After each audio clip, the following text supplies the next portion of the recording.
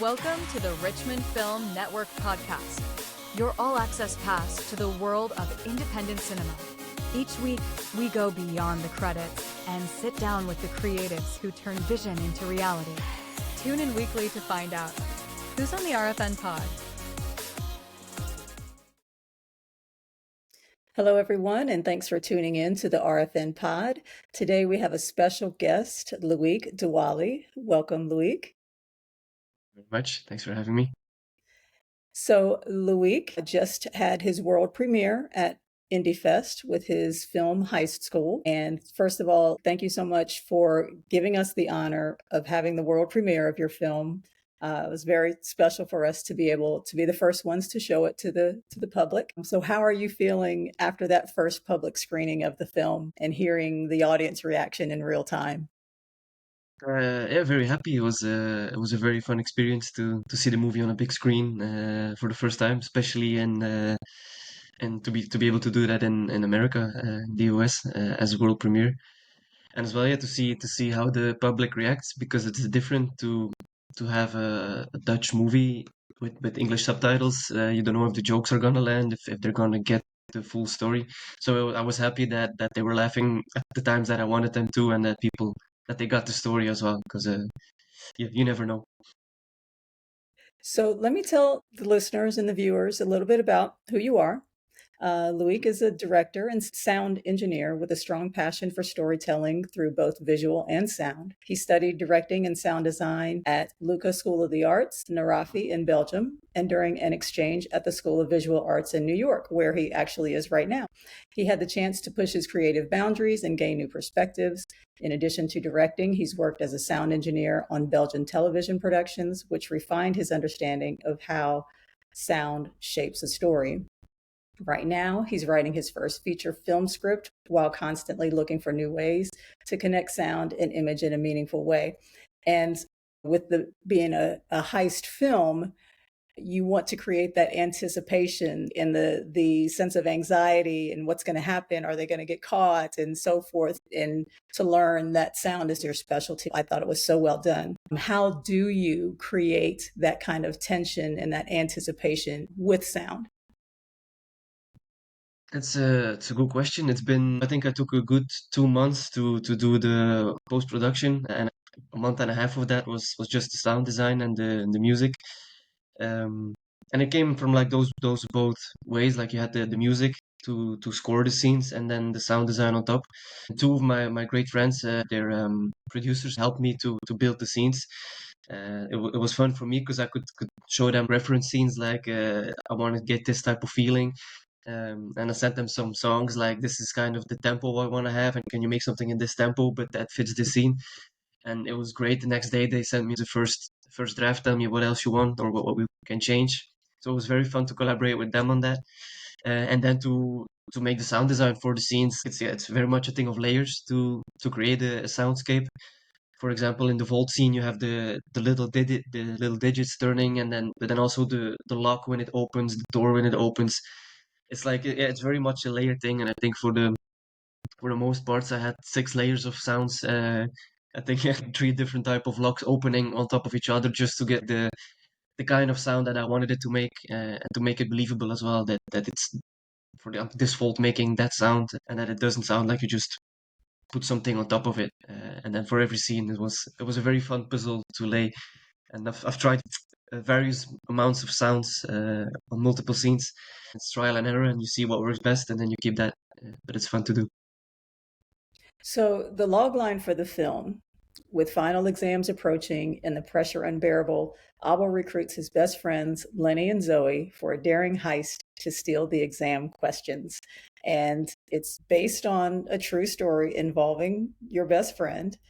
Can you walk us through what parts of the real life event you kept true and what creative liberties, if any, you took in adapting it for the screen? The a lot of the real life story was kept. It was the basic idea, but I did make it all a bit lighter in the movie than it was in real life.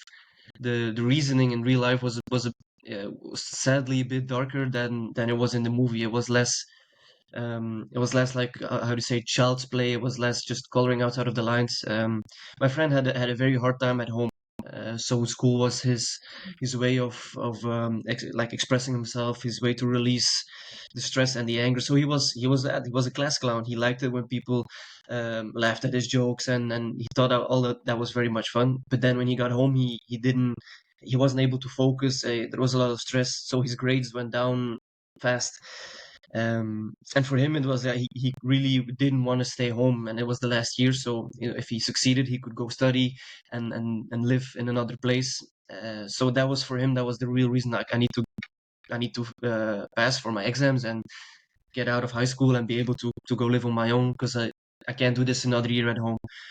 But his grades were bad, so then he came up with a plan. Like I need to be able to find these questions. I gotta pass. So he came up with a great daring plan, and in the beginning was like, yeah, sure, go ahead, try. But then he actually he started doing it, and it was pretty exciting to follow along, and without incriminating myself here, to help him in legal ways, obviously. But a lot of the stuff we was kept in. For example, the keylogger, the small device that he used to plug into the computer, for example, is one I kept in. The way he took it out as well. Then friends of his came in to help, and at the time they also really felt like a movie, and to help him and to see how he was like succeeding, and it felt much like an Ocean's 13 or like no, Ocean's 11 and Mission Impossible stuff, but then way more on a lower scale. But a lot of it was kept in. The big difference, of course, was that the exam questions were not in a vault, so we didn't have to break into school. That's a lot of stuff that I added to the movie to make it a bit more exciting, to make it more of a real heist rather than a more technological heist, which was his heist. So, how does your friend feel about you turning his story into a film? Did he approve? Yes, yes, he for sure did approve. When I told him this is kind of the concept and I started writing this, he started throwing ideas at my head, and he was very excited that it was going to happen. And then when he saw it, he was also very happy to see that his side of the story was told, like the the fun part of the heist, and also the innocence of like, okay, let's try this with friends, and we have a reason to do this. So yeah, he for sure approved. So, the three main characters, Abel, Lenny, and Zoe, I thought they had such great on screen chemistry. So, in the casting, I'm so curious to know if they knew each other, or were they just picked out and they, as actors, were able to gather that chemistry on their own. They were picked out separately. The girl who plays Zoe, Hmm. I know her. Alicia Andries is her name. She worked on. We did like a school project the year before, and then she came in as an actress. And I remembered her like as like being a really good actress, and she had kind of the look that I was looking for Zoe as well. Like she's a good kid in school. Like she's always behaving, but she also has like that the bad side to her, and a bit the seductive looks, and that's kind of what I was looking for. And then to cast Abel, I didn't know him yet, but apparently they went to the same school, so they knew each other. But I didn't know it until they came together. And then Lenny is also was a friend that I was in high school with, who then went to the same acting school as they did, but they didn't know each other. But it's fun that they like were all three in the same school. But the chemistry then came on set on the first day we shot the school class scenes. And yeah, pretty much as soon as we started rolling, I was very happy about how that was coming along. Because before that, we only had like a table read, and that went very well, but it was all still a bit stiff. And yeah, so I was very excited to how it was going to go. But then yeah, it went very well. They all stayed at my place as well, the actors, because we were shooting close to the coast, and they all of them live close to Ghent. So we did 4 days in a row, and they all stayed in my place together with the whole crew. So it was like really a big family thing that happened. And they all got very well along soon, and they really helped me a lot to create scenes, because we before the scene we would read it, and then I was like kind of telling them which way I wanted to go. And when we thought maybe we could make this a bit more in a joking way, or this should maybe a bit more serious. So we had a lot of different ways to try scenes, and then to see what kind of story that we were going to make, because I think that's probably every filmmaker has heard this before, that a movie is made three times. first when you write it, then when you shoot it, and lastly when you edit it. And this was very much the case with this one as well. The story changed so much, and also in editing, a lot changed. But I'm very happy by the way it turned out, and credits to the whole cast and crew for helping creating this version of the story.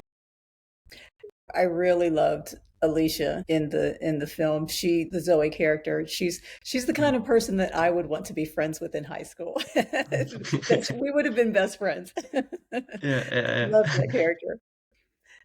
So is High School on the festival circuit right now? Are you submitting to other festivals? It is. It is. So far, I've been selected for 6. I think Richmond was the 4th that I got nominated for, and it's gonna play in England on June 5, I think. Yeah, on June 5 is gonna play there. But I'm not sure if I'll be able to make it because I'll be back home on June 4th, back from New York. So let's see how that goes, if we can make it to England or not. But I hope I get to do more festivals with it because it's a lot of fun, and it's fun to be able to show the story to people, and yeah, it's been you put a lot of work and effort in it, and it's nice to Yeah. get some good reviews, some good comments. Yeah, makes it all worthwhile. So you're currently writing a feature. Can you give us a sneak peek at what that story is about? It's still very much in development. I think I'm about 48 pages deep. It's going to be a western, so that's for sure. I'm trying to write a western movie, but I'm still playing a lot with which way I want it to go. But it's going to be about this rancher cowboy who suddenly is in doubt whether he found his long lost daughter or not, and then how this relationship evolves, because they both don't know, but they both kind of are looking for each other. But the way it's going is still very much in development, and also in which time I want it to play out, if it's gonna be like really in the like Wild West time, or if it's on the brink of civilization being made. So I'm playing with a lot of stuff. But before that, now I've started writing a second short film that I would really like to make, because it's a story that's been in my head for a long time, about a graffiti artist struggling between the art and the criminal part of doing graffiti, like the criminality and the art part, and it's stuck in between which way she wants to go. Oh, So she. that's kind of what's next. Yeah, I think I recently just switched the gender. I started writing it as a male artist, but then I thought, well, how would this story go if it was a female artist? Would she have the same struggles? Would she yeah, what way can it go like this? And I think it's going to be more interesting if it's a female graffiti artist. I So those are agree. next. I agree. As you were telling me that, I instantly thought a male graffiti artist. So when you said Yeah, she, that definitely puts a different angle on the story and the possibilities where the story can go. yeah, I think so too.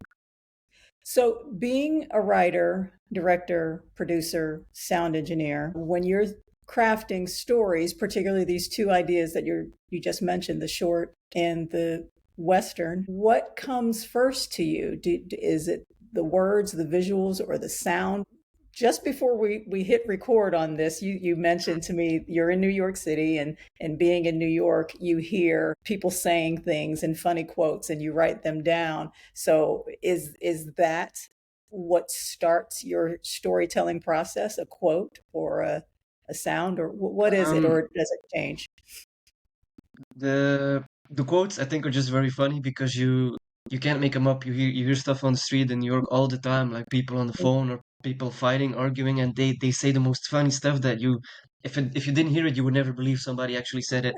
So that's why I just write them down for future references if I ever need have a character that does anything that way.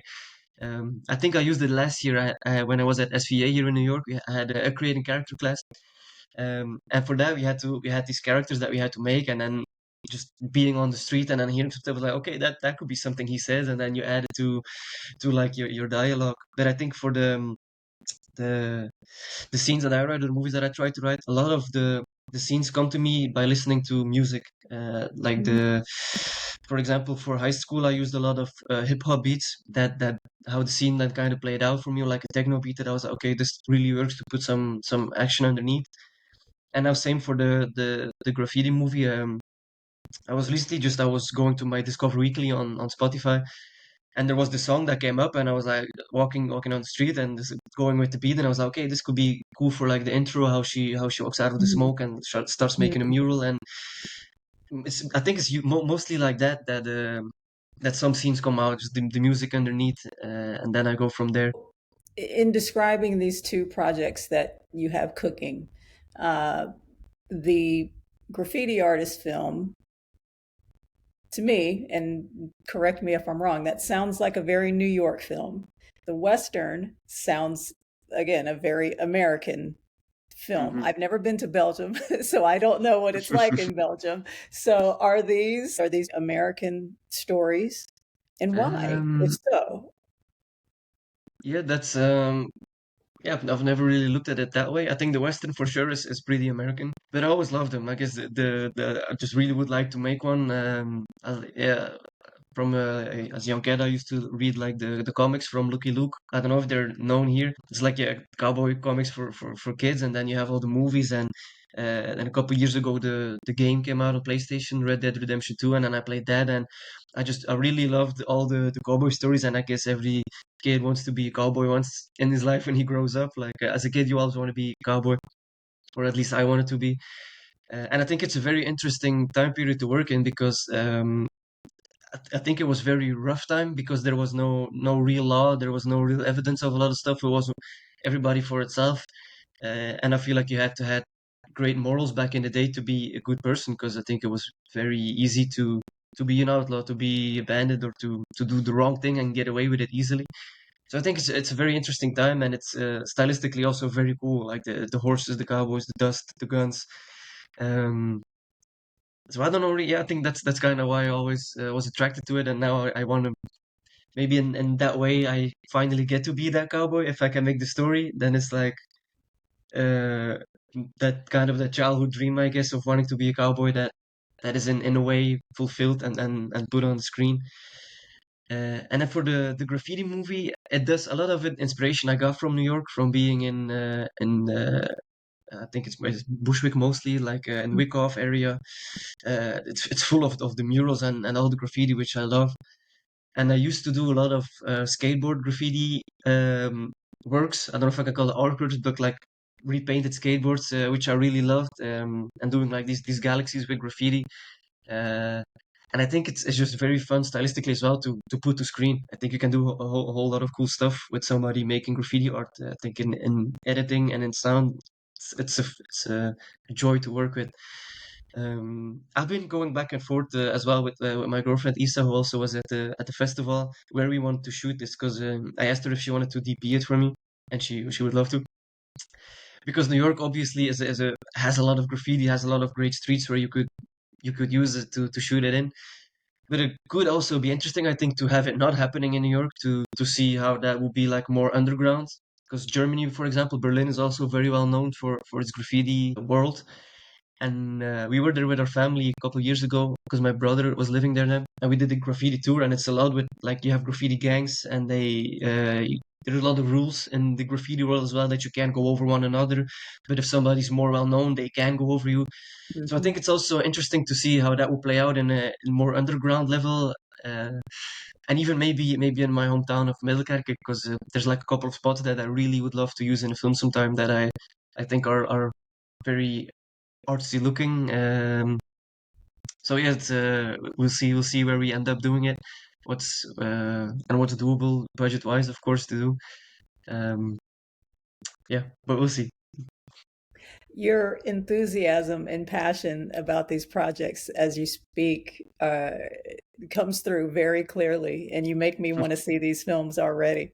So, where would the Western be shot? Because that seems very specific to me. Are there locations in Belgium or in Europe and with horses too? That's big production, Loïc.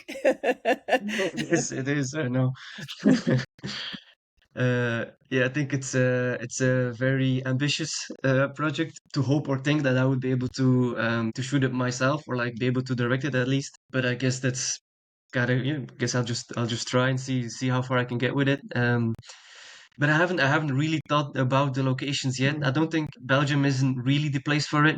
I guess Canada is maybe an option because it was pretty funny when I was talking about the project with my parents, and then my mom saw an article about a Belgian producer living in Canada on a farm, like on a ranch. So he's like, oh, maybe maybe he could help out once you have the movie done. But other than that, no real clue yet. Maybe if Texas would be a great place, I guess, to shoot it, or do it like in the old days and go back to the spaghetti westerns and go to Italy and, and shoot it there, or in Spain and go to those deserts. But I guess it would be smart to start by finishing the script and seeing how far I can get with that. Uh, but yeah, I would love to be able to make it myself. But I know that's an ambitious thought. But why not? I guess everybody started on the same level as I was sometimes, so why not? Why not? So I was going to ask you if your girlfriend, I had learned that she was a filmmaker as well, and I was going to ask you Yes, if yes, there were any planned collaborations. So you already answered that question. yes. Have you collaborated before? Not yet. Oh, yes, we have. We have. For her, she shot her thesis film in November, here in New York, and then I came to New York as well, and I was the sound recorder on her set. So that was a lot of fun to do as well, to be able to help her out and see how she's directing, because for her, she said it's like she's usually a director of photography, and then for her movie, of course, she was directing it, and it was fun to see her in that role and how she really took the lead in a great way, and how she also was able to let the DOP do her job on the set without intervening too much, or like without wanting to do it herself. It was very interesting, a very fun set to be on, and it worked. So I guess we'll be doing this more. Yeah, that'd be great. So, what is the first film that you remember watching that made you want to be a filmmaker? Um, that's a good question. That's I think one of the movies that convinced me was or like that was really like, oh wow, this is cool. I want to know more about this. Was 12 Angry Men. It's yeah, it's I think 1958, Yeah. something like that.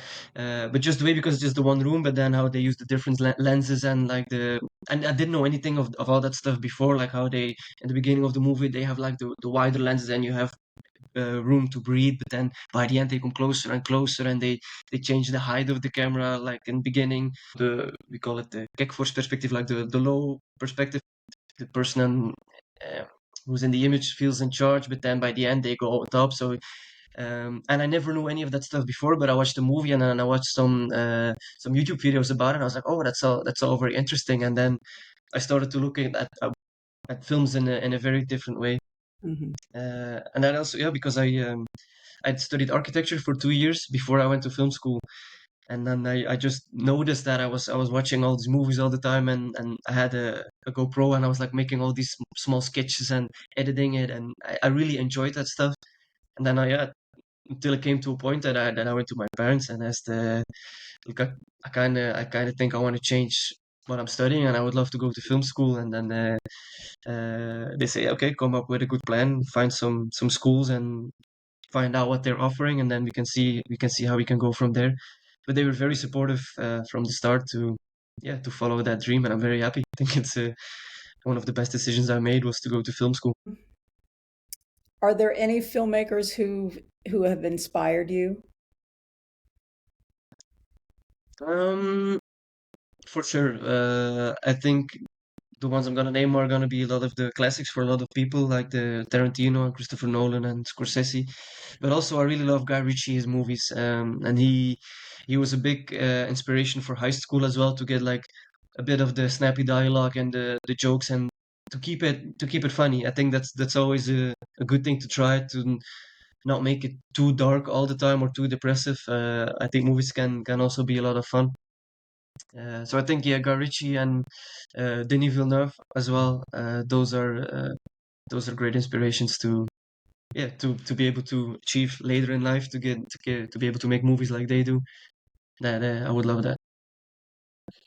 Being a sound guy, what is your favorite film score or soundtrack? Oof. That's another very good question. I think the ones from Dune, from Denis Villeneuve.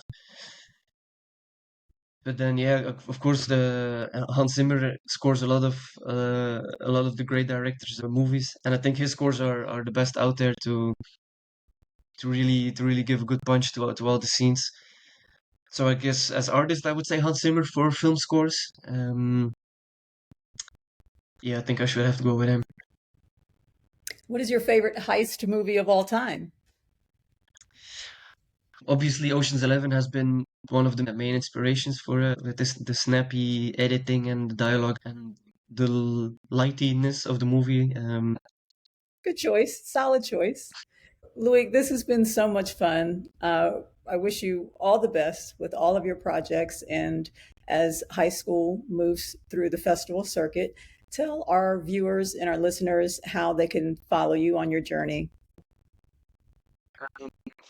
For most part, it's on Instagram. I'll be posting the updates on it. Instagram is just Loïc Dewaele. And then I have a second account. It's called Emmerich Productions. It's where I post some of the film stuff as well. But for now, it's mostly on my main account, so that's where you can find me at Loïc Dewaele. Thank you so much. You're very welcome. Thank you for having me on the podcast. It was a lot of fun. That's a wrap for this episode of the Richmond Film Network podcast. Thanks to our guest and to you, our listeners, for tuning in. Don't forget to subscribe, comment, and share. Tune in next week to see who's on the RFN pod. Until then, keep the cameras rolling.